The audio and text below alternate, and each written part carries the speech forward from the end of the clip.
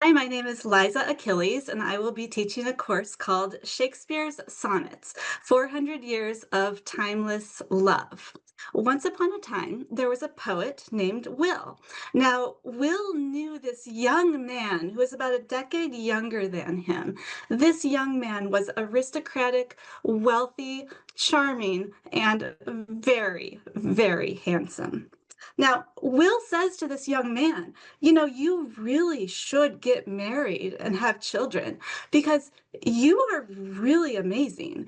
And, we're all going to die one day. So you really need to pass on your amazingness to future generations. So Will writes a series of 17 sonnets in which he tells this to the young man. But then in Sonnet 18, he takes a turn and he writes one of the most beautiful and famous poems ever written. In Sonnet 18, he forgets about all of that marriage and children stuff.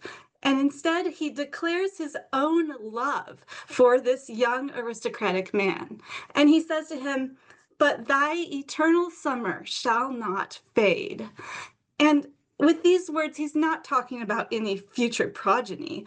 What he's talking about is in his own poetry, this young man will live on through the generations. Indeed, more than 400 years later, we are still reading about this poet Will and this young aristocratic man that he fell in love with. Join me as we read Shakespeare's sonnets. We will also read A Lover's Complaint, which is another poem that Shakespeare wrote that was published alongside the sonnets. And we will also read some sonnets written from throughout history from the Italian Renaissance up through the present day. I hope to see you there.